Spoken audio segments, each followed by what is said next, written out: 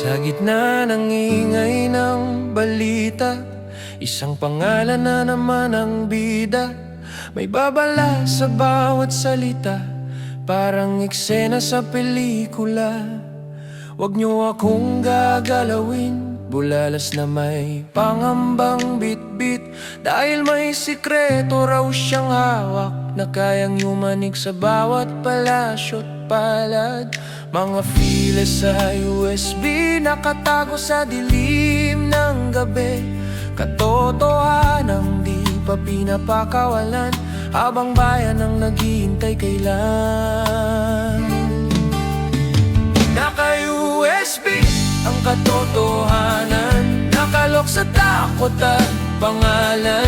Lalabas lang ba kapag may nawala, o kapag huli na ang lahat sa madla? Kung tunay ang hawak mong ebidensya, bakit buhay pa'y di mo ilantad na? Ang tanong ng bayan ay simple lang, bakit kailangang may masamang mangyari pa? Sabi ng abogadong tumingi sa kwento ng walang paligoy-ligoy rin, kung hahaba raw ang buhay mo, hindi raw namin makikita ang USB mo. Naka-USB ang katotohanan, habang bayan ay naiipon ang tanong sa isipan.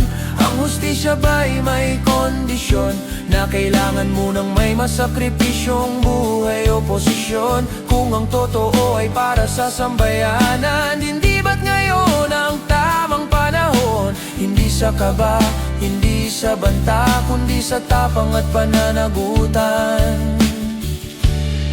Hindi pelikula ang gobyerno,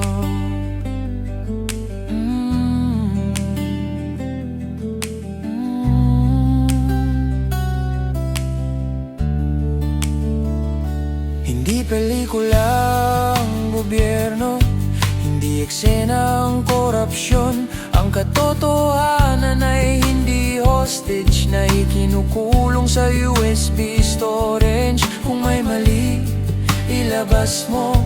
Kung may sala, panagutin mo. Dahil ang katahimikan ay kasalanan kapag ang bayan ang binabayaran.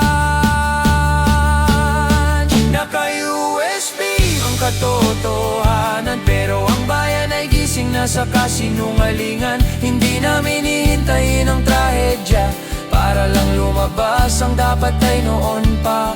Hindi kailangang may mamatay para ang katotohanan ay mabuhay. Kung ikaw ay tunay na lingkod bayan, ngayon mo ilabas, wag bukas, wag kailanman. Sa dulo ng lahat ng tanong, isa lang ang malinaw na hamon. Ang katotohanan ay hindi panakot, ito'y pananagutan. Hindi bala, hindi balaot.